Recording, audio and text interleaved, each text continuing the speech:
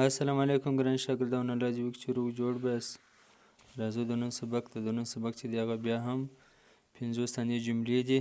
داسې جملې چې هغه موږ 4 ساعته په خپل ژوند کې ډېرې زیاتې استعمالوو. زه کوشش کوم چې 1500 جملې زه تاسو ته در ولیکم چې ستاسو سپیکینګ په سم سي. دا د سپیکینګ دپاره ډېرې ضروري دي. کوچنۍ ساده لیکن ډېرې مهمې جملې دي. راځئ راسره وایاستئ چې ژبه مې پر واوړي په سټایل، په تلفظ، پروننسیشن سره. چې څونې په زور یې وایاست هغومره مې ژبه پر انګریزي باندې اوړي. It is so embarrassing. It is so embarrassing. دا ډېر شرمناک دی. معنا یو کار، یو عمل. He is living abroad. دی په بار کې اوسي. No one lives here. there. هلته هیڅوک نه اوسیږي. دا NINO دی په اصل کې. I don't live here. زه دلته نه اوسیږم. Does he stay with you? آیا دی ستا سره اوسیږي؟ stay قیام کول، اوسیدل پاتې کې. Does he live here? Does he live here? آیا دی دلې اوسیږي؟ دلته اوسیږي. Don't argue. بحث مه کوه. دلیل مه وایه. Don't argue with me. زما سره بحث مه کوه. زما سره دلیل مه وایه. argue. او he is very kind. هغه ډېر مهربانه دی. Did they live here? آیا دی دلته اوسېدل؟ دی دلته واوسېدل. past indefinite tense دی د تېر. I had my dinner. ما خپله ډوډۍ وخوړل. have خوړل، had خوړل یو ماضي حالت دی. ما خپل د ماخستن ډوډۍ خوړلې وه. I had a glass of water. ما سره یو د ګلاس د اوبو ګلاس و. درلودی مې دلته have درلودل معنا ورکوي. I had doubt. ما شک درلودی. I had an idea in my head. دا HAD دی. had ما په ذهن کې یو طریقه درلودلې، یو خیال مې درلودی.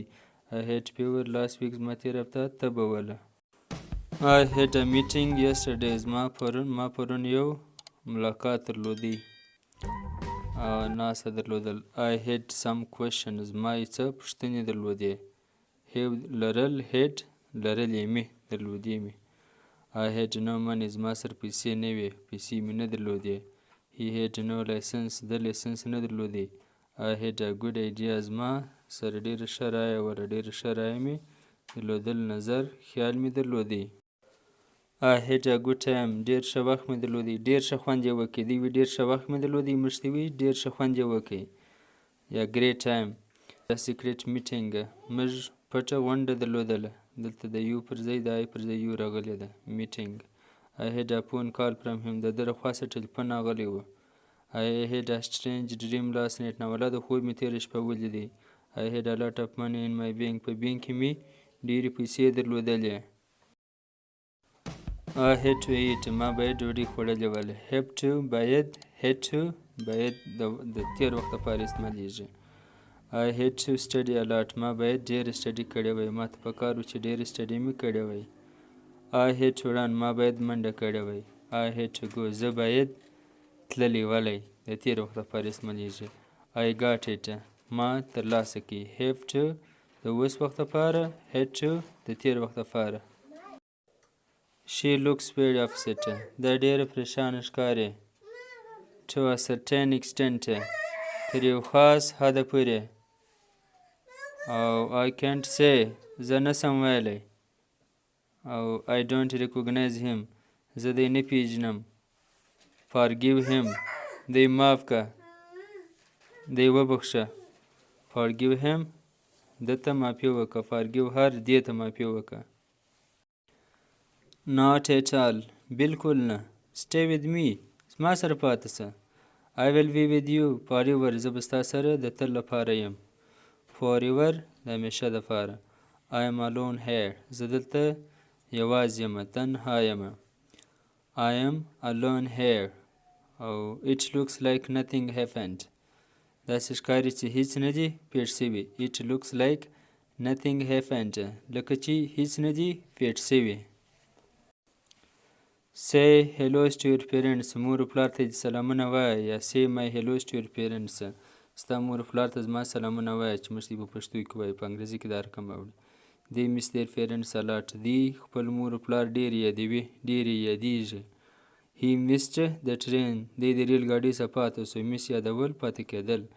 Have dinner with us. موږ سره د ماخستن ډوډۍ وخوره. Drive the car carefully. موټر په احتیاط باندې وچلوه.